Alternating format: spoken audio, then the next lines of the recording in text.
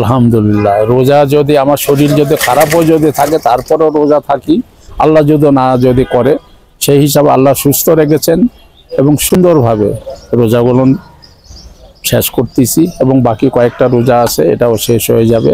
আর নামাজ কালাম তো এটা তো কিছুতেই আমি তো ছাড়বো না। আপনাদেরকে এটা আগেও আমার সাক্ষাৎকারে বলেছি যে আমি যতদিন বাঁচবো ততদিন এই নামাজ কালাম নিয়ে আমি থাকবো। কারণ এটাই আল্লাহ তাআলার কুদরতে আমি সেই আয়াতুল কুরসি সূরা পড়ে তো আমি আস্তে আস্তে আমি সুস্থ হয়েছি। কারণ আমি যে জায়গায় আমি ছিলাম অসুস্থ হয়ে, ওই জায়গা থেকে লোকজন অনেকই খুব মানে সুস্থভাবে খুবই কম লোক ফিরে আসে। আর আমি আল্লাহর কাছেও আমি হাত তুলে মোনাজাত করি, আল্লাহ যাতে আমার মতন এই রকম ব্রেন স্ট্রোকের রোগ যাতে পৃথিবীর কোনো লোককে যাতে আল্লাহ না দেয়, আল্লাহ সবাইকে যাতে সুস্থ রাখে, সুন্দর রাখে, এই দোয়া করি। আল্লাহ আমাকে যেমন সুন্দর রেখেছে।